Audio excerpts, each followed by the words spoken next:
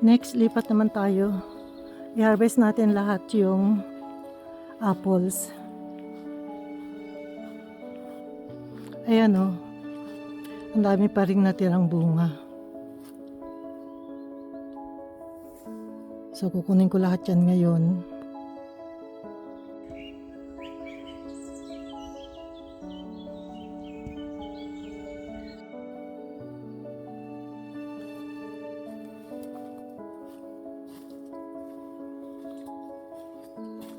So, ito kukunin natin yung mga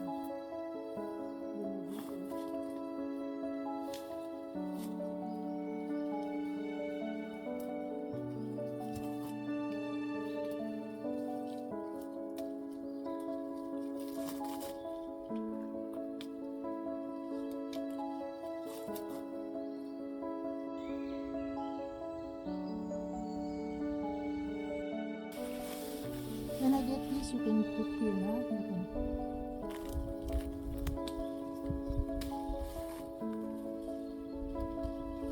Alam nyo, ang liliit ng bunga niya. Pero ang sarap nito. Ito ang pinakamasarap kong mansanas. Ang liliit kasi ang daming binunga. Sobra. Dati ang bunga lang nito, maximum 50. Ngayon, more than 200. Ang dami ko na nakuha dito.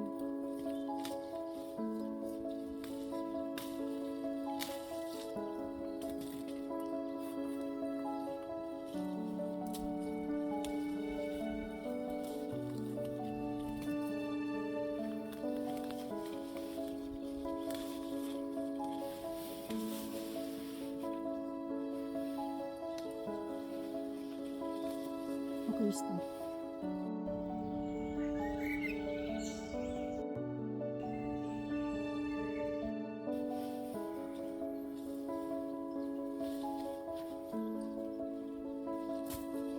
So, yung iba hindi ko kukunin, iiwan ko sa anak ko kasi hindi ko naman magagawa lahat ito eh. Ibibake ko siya. Tsaka, mas masarap to kainin ng ganito. Yan kinain na insekto.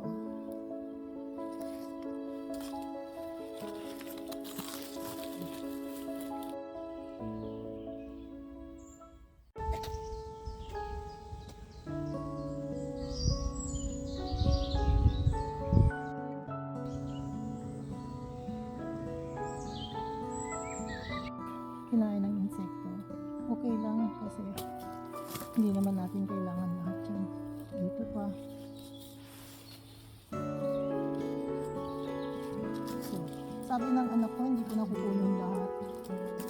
Kasi, pwede niya naman daw kunin. Hindi pa kasi lahat hinog. Maski November, pwede kunin. Huwag lang kainin ng ano, ng insekto. Kita nyo, hanggang baba yung bunga. Ayan, no? Sa dami ng bunga,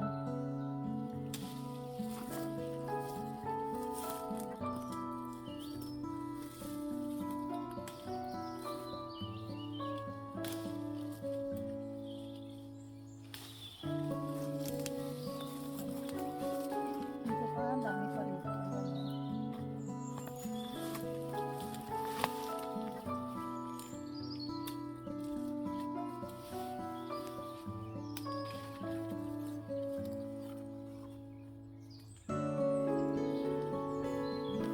Daming kagat ng insekto. Kunin ko nga itong isa.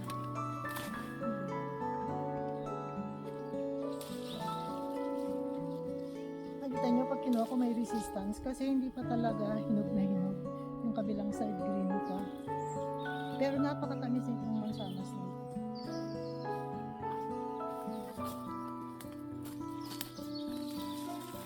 So okay na ito. Nakuha ko ng lahat ng gusto kong kunin. Ang bigat. So on. Ayan. Tigman natin ha.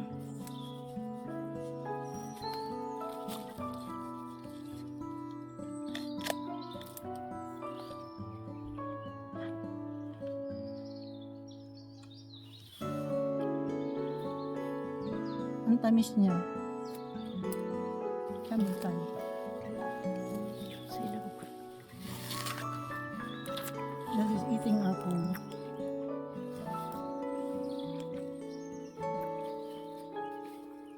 getting some, you get it. Because this will be eaten by the insects. Okay. I just leave some few one. Okay.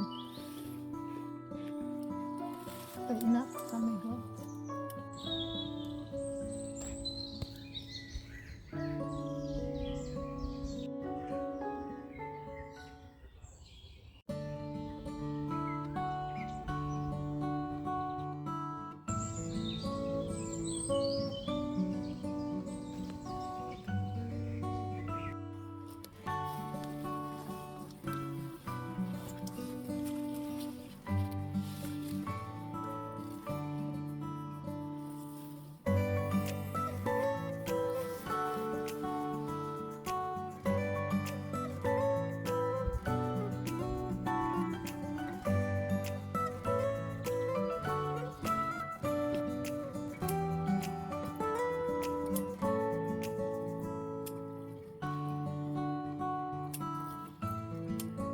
Just take it.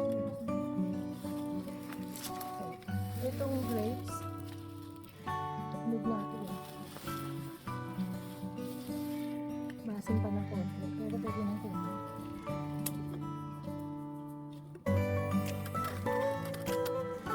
Gagawin ko siyang juice.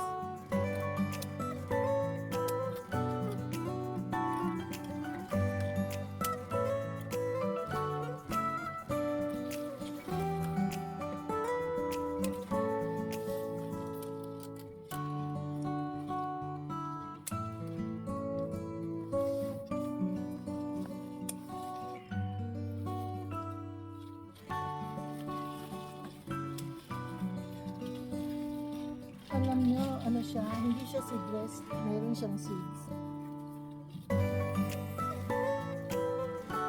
Kaya ako siya kukunin kasi hindi siya kinakain ng ibon. Ewan ko, ayaw yata ng ibon ng green.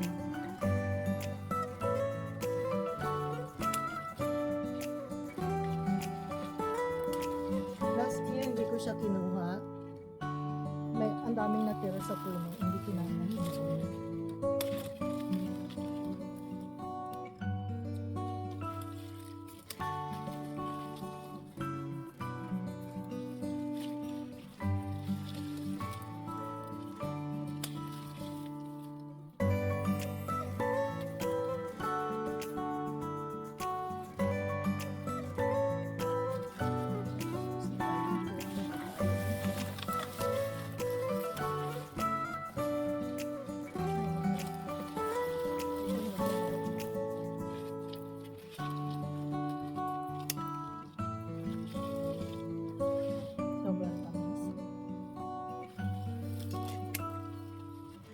Para siyang pasas.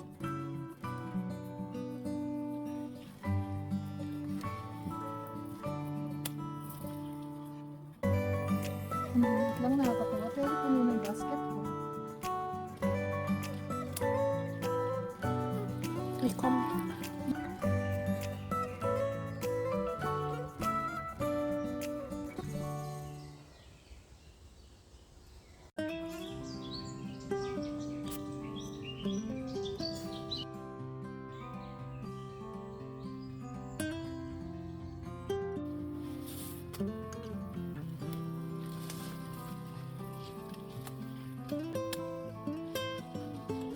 Grabe.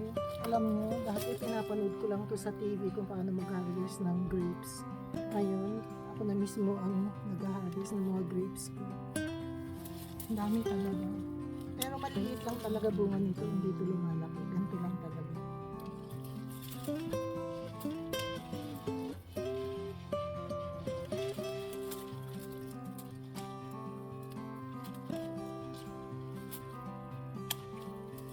Grabe.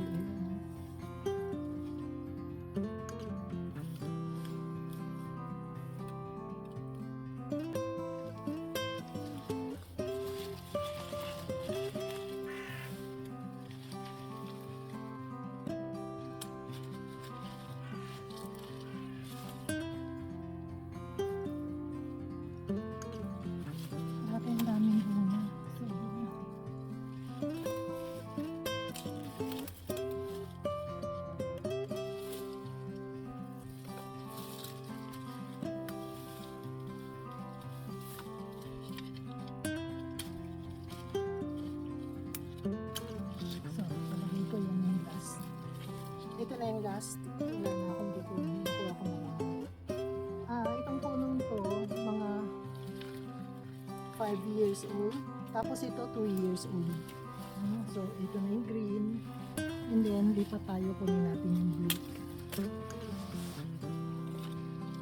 Hindi pa siya gaanong hinog. Dapat ang hinog nito, dami ko nang nakuha. Ako yata ang kumuha nito. Kukunin ko na kasi hindi ito yung anak ko. Para yung iba, siya nang kumain. Ito ako rin yata kumain nito.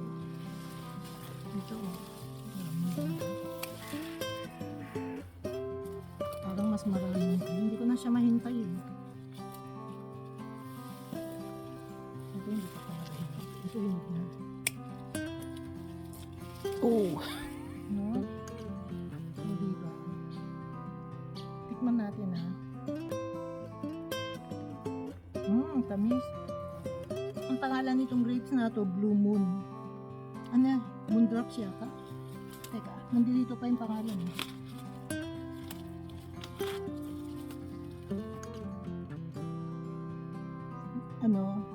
Dates sa English, grapes.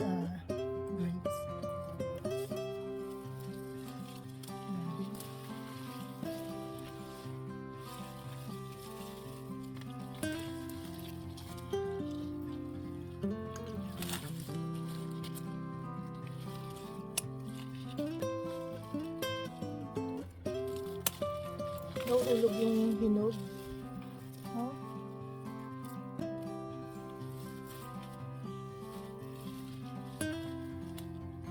Alam niyo, dapat, ang nakikita ko noon sa TV, tinatanggalan nila ng dahon para direct yung araw.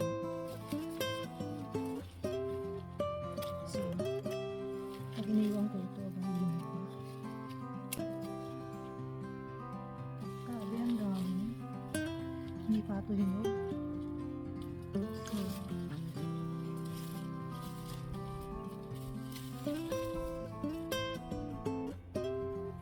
ikan second year niya lang ito ngayon. Dapat hindi pa siya mamumunga, pero namunga na siya, kaya ko siya kinuha. Ayan siya. Ito yung red, ito yung green. No? Nagtira pa ako ng dalawa. Kasi hindi pa lahat hinog. Ay, mali. Ang nagupit ko yung bunga. So, okay na rin yan.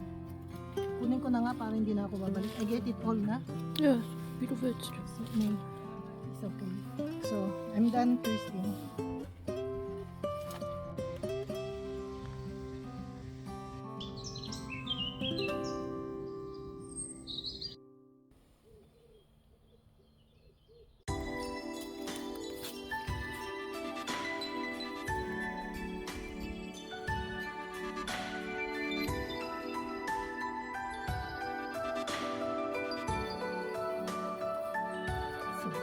Ito mga 1 kilo, ito mga 3 kilo.